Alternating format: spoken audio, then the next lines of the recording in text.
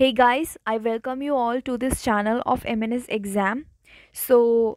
This video's topic is most important general science question for 2021 preparation. So, I have come up with 30 questions for you all. Every day, I promised you all to give some science videos, some general knowledge videos, and some English video. So here it go. So this video is of general science. So here it go without wasting any time. So the first question is, in blood group O, the antigen present is. So in this blood group, the O blood group do not contain any antigen. It has antibodies of all AB, and O, but it do not have any antigen inside it. So blood group O has no antigen. So the second question is the time period of a pendulum on moon. So here we have to use a formula, that is t equals to 2 pi root L by G. We know it. So if time period of so we have to combine two things. One is time period. We have to see two things, time period, and as what is it, if we will take it to moon.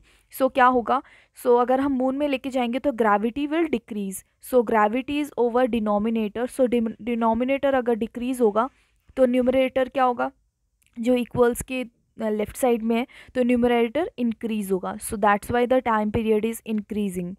Then the third question is, the human ear is sensitive to sound intensity ranging from. So हमारा जो कान है वो 0 decibel to 180 decibel तक सुन सकता है. Then fourth question is, a solar eclipse occurs when. ये solar eclipse है, इट मीन्स कि सन में ग्रहण लगेगा, मतलब सूर्य में ग्रहण कब लगता है, जब moon comes between the earth and sun. तो इसको हम निमोनिक से ऐसे लर्न कर सकते हैं कि ये सोलर एक्लिप्स है, it's all about the sun, but इसमें क्या चीज़ बीच में आएगी, it's moon, opposite thing. Moon earth और सन के बीच में आएगा तब सोलर एक्लिप्स अकर होगा. Then fifth one is the angstrom unit measures. Angstrom unit जो है वो वेवलेंथ को मेजर करता है. Then the next question is, sixth question, we can hold a pen due to its force of friction. I'm explaining it. The reason why we hold a pen is due to a force of friction. If the friction is not there, so the pen gonna slide. So pen के ऊपर देखना कि जहाँ जहाँ पे हम लिखते हैं उसमें रबर का एक बैंड चढ़ाया हुआ होता है. It's due to to increase the force of friction so that we can hold it more properly and write it.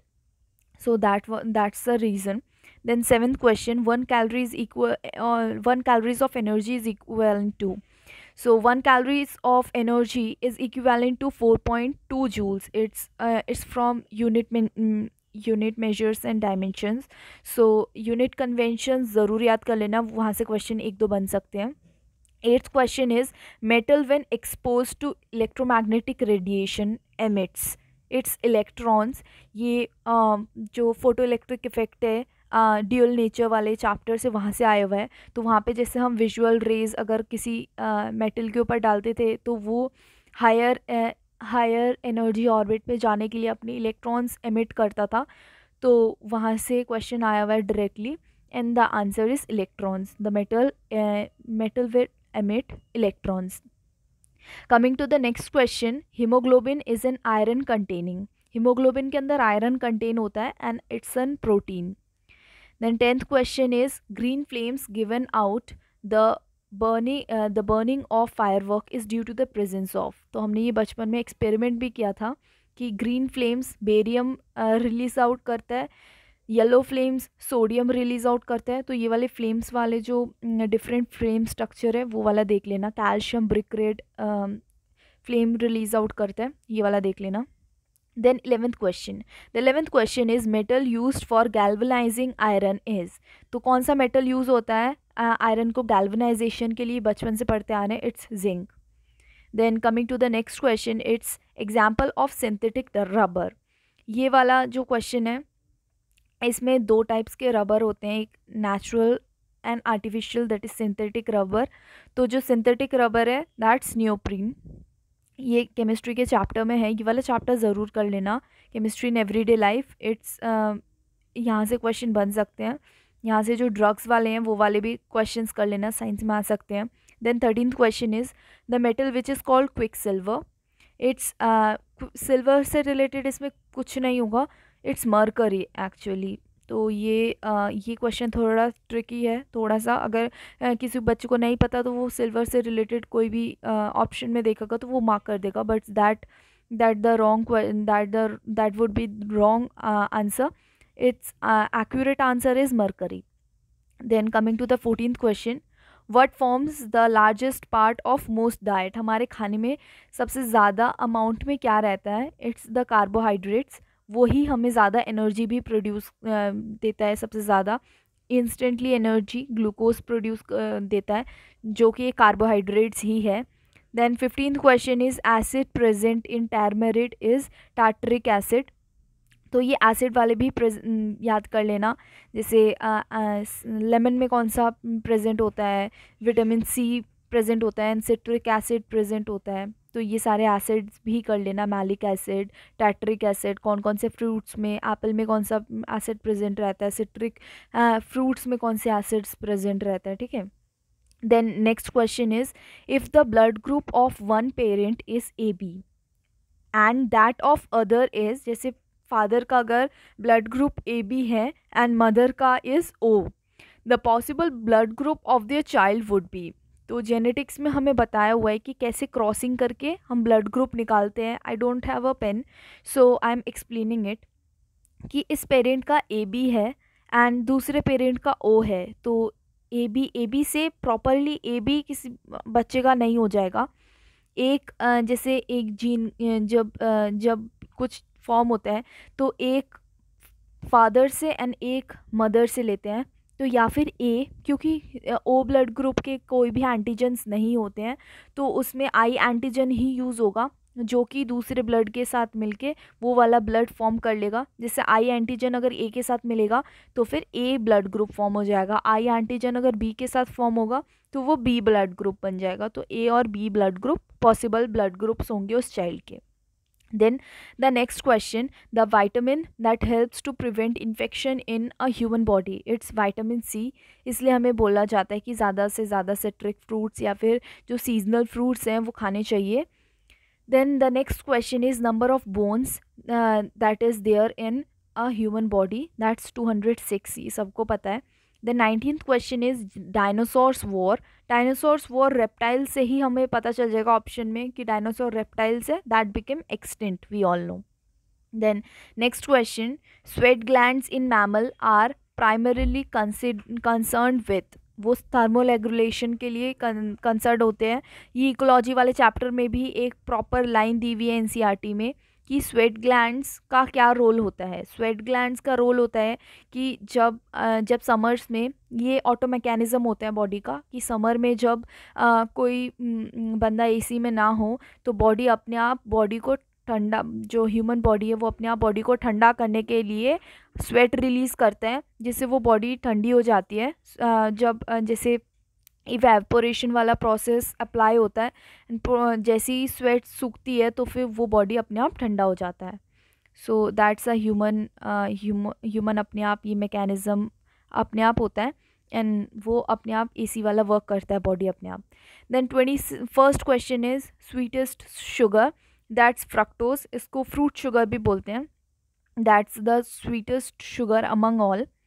Next question, gun powder consist of a mixture of, इसमें 3 powders का mixture होता है। First is nitrogen का compound होता है ये, second is sulphur and charcoal, इन तीनों से गन पाउडर बनता है। Next is an egg sinks in soft water but floats in a concentrated solution of salt because the density, answer is the density of salt solution exceeds the density of egg. यही एक reason है कि जब हम किसी boat को या फिर कोई भी बड़े जो सी में ट्रैवल करते हैं, सेल करवाते हैं, तो वो ज़्यादा अमाउंट तक ज़्यादा डिप करती है, ज़्यादा नीचे जाके फ्लोट करती है।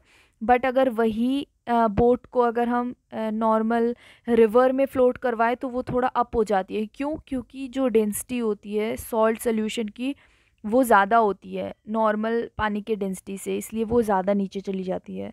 समझ गए होगे मे बी। तो इसलिए ये वाला रीज़न यही है कि density of salt solution exceeds the density of eggs. इसीलिए ये रीज़न है, क्वेश्चन को एक्सप्लेन किया है। इसीलिए egg sinks in soft water but floats in a concentrated solution of salt. Then next question is the gas which turns into a liquid at lowest temperature is, जो सबसे lowest temperature में भी liquid में रहता है, it's hydrogen. इसकी property ये है फ्लूइडिटी वाली, तो that's why its lowest temperature में भी ये लिक्विड में ही रहता है। Then 25th question is a storm is predicted when a atmospheric pressure is, atmospheric pressure जो होता है वो अचानक से फॉल हो जाता है जब स्ट्रॉम कहीं पे प्रिडिक्ट होता है। तो इसीलिए हमें ऐसे पता चल जाता है कि यहाँ पे ये साइक्लोन आने वाला है, यहाँ पे स्ट्रॉम होने वाले हैं। इसीलिए जो क्लाइमेट वेदर फोरकास्ट हो जाता है पहले से ही क्लाइमेट के बारे में, ठीक है। तो इसलिए इसका आंसर है फॉल्स सडनली। और अगर जो बैरोमीटर है उसकी reading completely normal and neutralise है, वहीं पे स्टेगनेंट है, तो इट मीन्स नेक्स्ट डे और जब होने वाला है, जब हमें उसका पता करना है, अगर बैरोमीटर की रीडिंग फॉल नहीं हो रही है तो इट मीन्स कि नेक्स्ट डे क्लियर वेदर होने वाला है। Then coming to the next question, the normal RBC count is, तो ये वाला ह्यूमन फिजियोलॉजी में प्रॉपरली मैंशनड है, it's 5 million. RBC count 5 million होती है। Then next question is, in a nuclear reactor graphite is used as a moderator.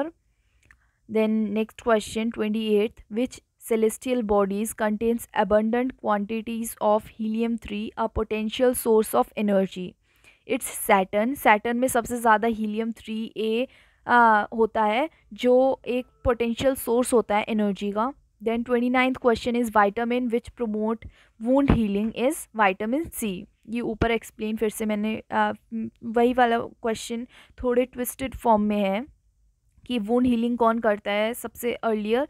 जैसे किसी को वुंड आ जाता है, कोई कट लग जाता है, तो फिर डॉक्टर सजेस्ट दैट आप फ्रूट्स ज़्यादा, फ्रूट जूसेस वगैरह ज़्यादा खाओ। तो that's the real secret behind it कि वुंड हीलिंग में सबसे ज़्यादा काम आता है vitamin C. Then 30th question is bauxite is the ore of. Ores ज़रूर कर लेना, जनरल प्रिंसिपल्स वाले। इस बार भी और से क्वेश्चंस आए थे, जैसे डाउन्स प्रोसेस पूछा था कि कौन से प्रोसेस में कौन से और को पूरे प्रॉपरली उस मेटल को कंसंट्रेट करने के लिए कौन सा डाउन्स प्रोसेस यूज़ होता है, तो इट्स सोडियम। सोडियम को निकालने के लिए डाउन्स प्रोसेस यूज़ होता है।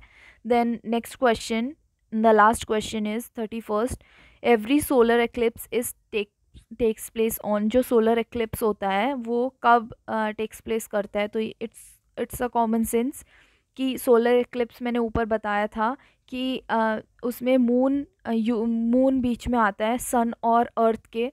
तो जब तक मून पूरा नहीं होगा, न्यू मून पूरा मून होता है, फुल मून, तो जब फुल मून नहीं होगा तब तक सोलर एक्लिप्स नहीं हो सकता, तो न्यू मून इसमें इन्वॉल्व होता है। Thanks for watching this video. Please do like, share and subscribe. Okay, bye.